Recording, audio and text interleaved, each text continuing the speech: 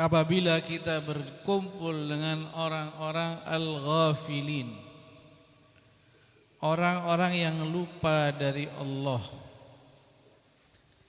lalai daripada ingat kepada Allah, itu akan membuat kita juga lupa kepada Allah. Jangan kita sangka bahwasanya orang yang sakit akan sembuh apabila berkumpul dengan orang yang sehat. Justru orang yang sehat bisa menjadi sakit apabila berkumpul dengan orang-orang yang sakit. Maksudnya dalam hal ini, jangan sampai kita kumpul dengan orang-orang yang maksiat kepada Allah,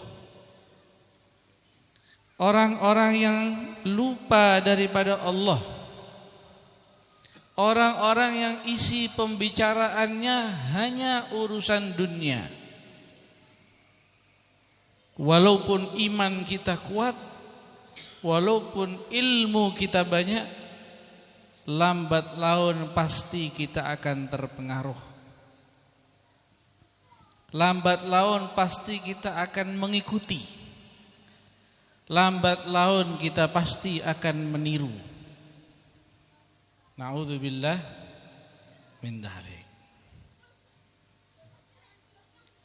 Bagaimana Anda, kata Al-Habib Ahmad bin Umar bin Sumait rahimahullah, bagaimana Anda serius menjauhi orang-orang yang berpenyakit menular, tapi kalian tidak serius menghindari orang-orang yang bermaksiat kepada Allah, orang-orang yang bisa menularkan maksiatnya kepada kita? Bagaimana kita enggak takut, enggak khawatir tertular? Jenazah saja orang yang sudah mati, kalau orang yang sudah mati itu orang yang ahli maksiat, kita diperintahkan untuk cepat-cepat menguburkannya. Asri'u bil janazah, percepatlah untuk membawa jenazah. Kalau memang jenazahnya adalah orang baik, biar segera jenazah tersebut mendapatkan kenikmatan daripada Allah. Tapi kalau jenazah tersebut adalah jenazah orang fasik, orang ahli maksiat, maka sabda Rasulullah SAW, sangat buruk sekali terlalu lama di pundak kalian, karena bisa menularkan kefasikannya. Sayyid Muhammad bin Ali al-Maliki rahimahullah ketika menyampaikan hadis ini, beliau mengatakan, lihatlah bagaimana efeknya, bahayanya orang yang berkumpul dengan orang yang ahli maksiat, yang sudah mati saja kita enggak boleh lama-lama bawa jenazahnya karena bisa menular, apalagi orang ahli maksiat itu yang masih hidup. Makanya enggak ada alasan kita kumpul dengan orang-orang yang sesat, ahli bid'ah. Enggak ada alasan kita kumpul-kumpul dengan orang-orang ahli maksiat, orang-orang fasik. Jauhi mereka sebisa mungkin. Jauhi mereka sebisa mungkin. Enggak ada orang jadi pezina kecuali memang berkumpul dengan orang-orang yang suka berzina. Sekarang sedang merajalela, merebak di mana-mana. LGBT, homoseksual di mana-mana. Itu juga tidak lepas gara-gara tertular, terbawa. Ini hati-hati.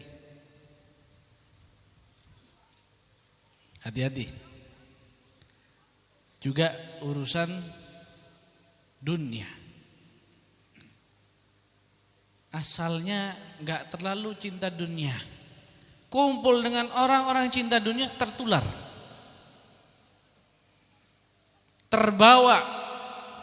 Maka Rasulullah SAW menganjurkan kepada kita, berkumpullah dengan orang-orang ahli ilmu. Berkumpullah dengan orang-orang yang mengingatkan kalian kepada akhirat. Rugi kita kalau kumpul sama orang-orang ahli dunia. Badan kita capek, hati kita juga capek. Bagaimana hati kita capek? Selalu hati kita ingin membeli, ingin memiliki apa yang dimiliki oleh mereka. Selalu hatinya sumpek. Selalu hatinya kurang bersyukur.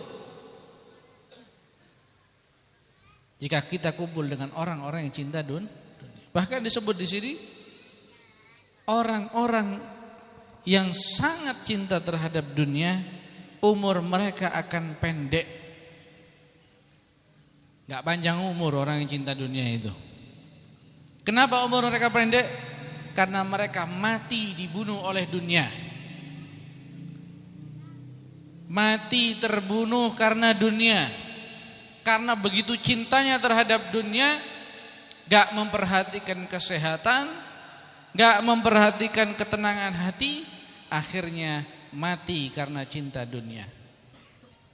Di sisi lain juga para wali juga pendek umurnya.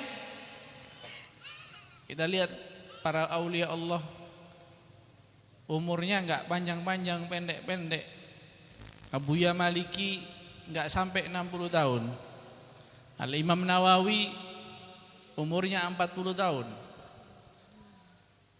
Ustadz Khairan Hussein, berapa umurnya beliau wafat? Masih muda juga, 50 tahun. Gak panjang umur mereka, orang-orang soleh, para wali. Mengapa? Karena mereka cepat mati karena rasa cintanya kepada Allah. Sudah rindu kepingin ketemu Allah. Sudah gak betah di dunia.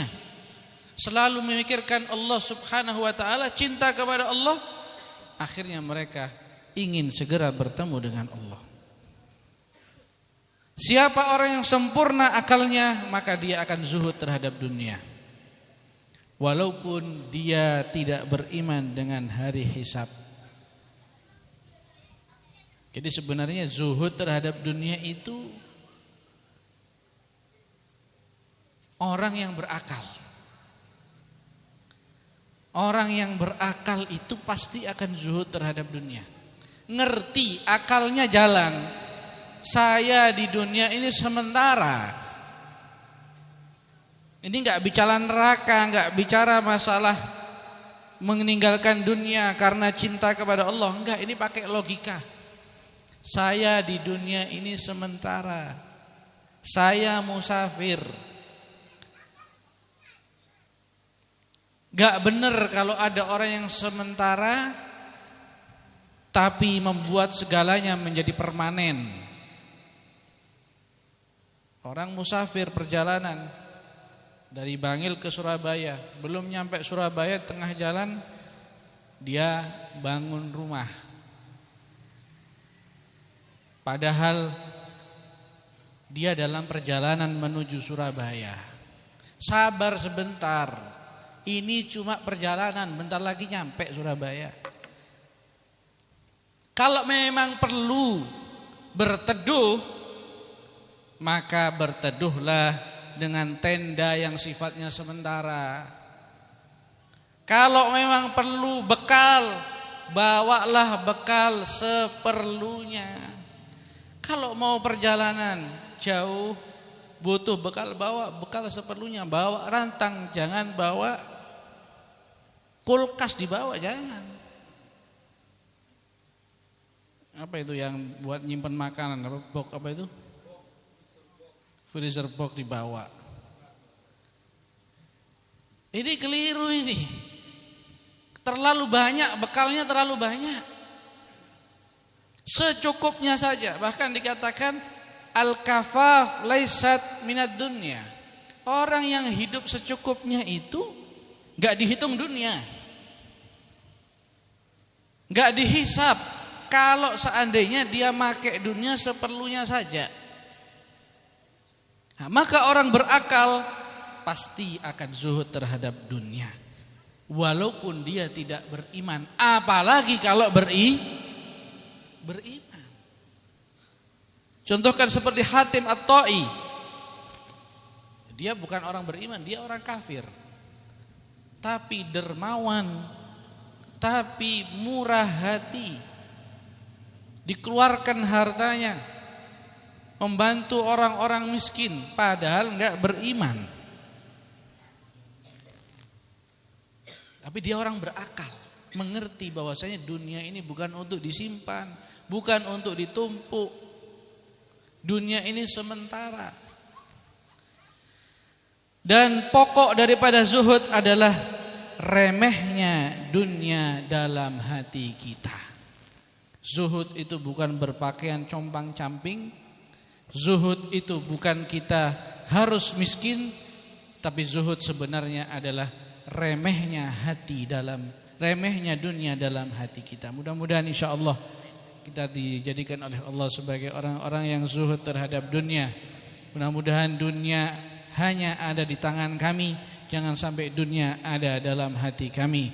Dan mudah-mudahan kita tetapkan istiqamah di dalam thariqah yang benar, dalam akidah yang benar, dan mudah-mudahan kita diberi husnul khatimah. Amin ya rabbal alamin. Assalamualaikum warahmatullahi wabarakatuh.